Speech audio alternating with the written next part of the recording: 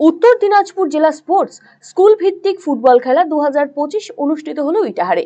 Itahar high school ময়দানে football খেলার আয়োজনে জেলার 4টি বিদ্যালয়ের ফুটবল দল খেলায় অংশ নেয়।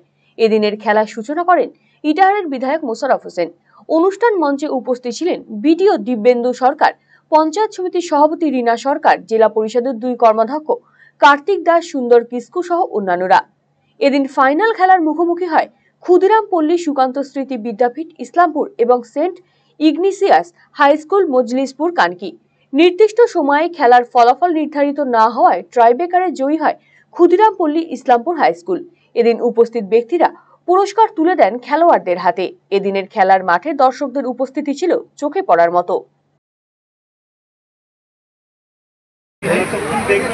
ডিস্ট্রিক্ট অ্যানুয়াল স্পোর্টস মিট আজকে ফুটবলের ফাইনাল খেলা ছিল। Itahar girls high school organise করছে।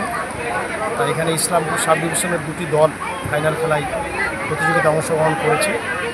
খুব সুন্দর মনোরম পরিবেশে এই খেলা অনুষ্ঠিত হচ্ছে। এই খেলা দেখার জন্য দর্শকদের ভিড় আছে, উৎসাহ আছে এবং 2টি দলে ভালো পারফরমেন্স করছে। ইটাহার গার্লস স্কুলের সমস্ত টিচিং নন টিচিং স্টাফ এখানে পূর্ণাঙ্গ সহযোগিতা করে অর্গানাইজ করেছে। টিআইসি আছে সারাজ।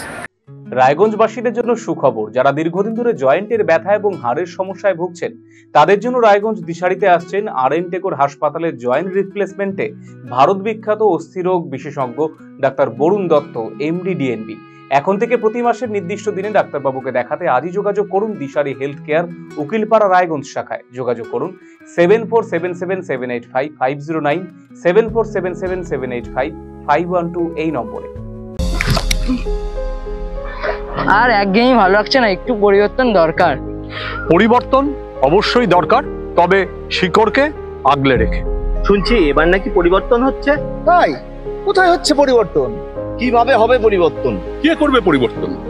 হ্যাঁ, আরসিটিভি সংবাদে আসতে চলেছে পরিবর্তন।